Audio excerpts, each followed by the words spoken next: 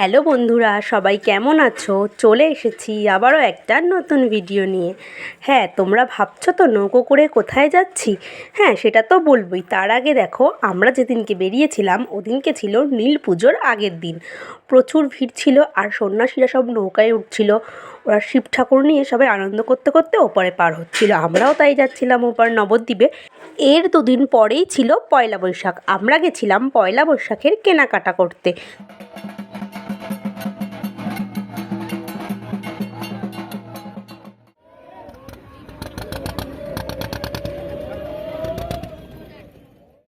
দেখো, এবার নৌকো ছেড়ে দিয়েছে।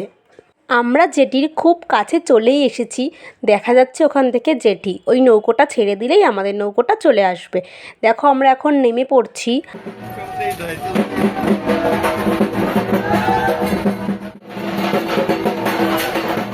এরপর আমরা পার হয়ে চলে এলাম রাস্তার দিকে। আমরা এখানে টোটো নেইনি, আমরা হেঁটে হেঁটেই সব ঘুরতে ঘুরতে যাচ্ছিলাম। চলো, এবার তোমরা পুরো ভিডিওটা দেখতে থাকো।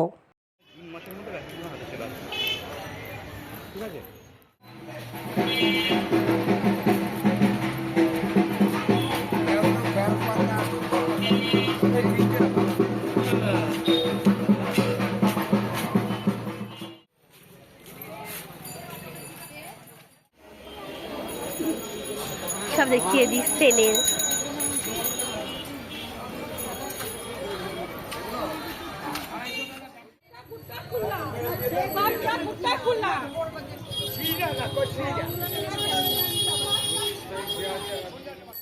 দেখতে পারছো কেনাকাটার জন্য কত ভিড় নবদ্বীপে। এত ভিড়ের জন্য আমি পুরো ভিডিও ক্লিপ নিতে পারিনি। যেটুকু নিয়েছি সেটুকুই তোমাদের সাথে শেয়ার করছি। এখান থেকে কিছু কেনাকাটা করে আমি চলে গেলাম ওখানের একটা শপিং মলে, ওখান থেকেও কিছু কেনাকাটা করতে।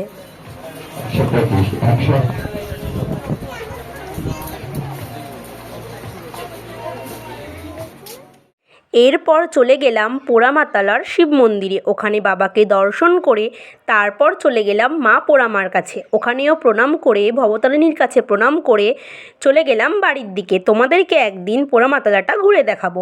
দেখো, এবার আমি বাড়ির দিকে চলে যাচ্ছি, কিন্তু নবদ্বীপে এসেছি, কিছু তো খেতেই হবে। ওদিন ছিল আমাদের নিরামিষ, তাই চলে গেছিলাম নবদ্বীপের একটা নিরামিষ ফুচকার দোকান থেকে।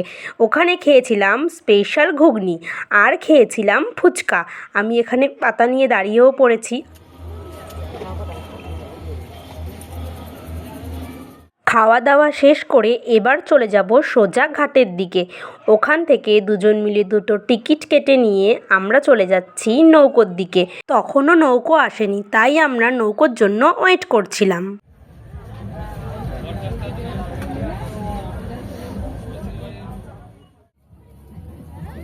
দড়িটা কিরকম লাগছে?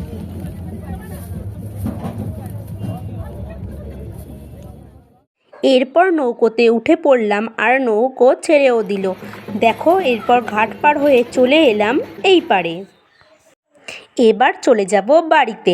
আজকের ভিডিওটা কেমন লাগলো সবাই জানিও। ভালো লাগলে একটা লাইক কমেন্ট করে দিও আর বন্ধুদের কাছে শেয়ার করে দিও।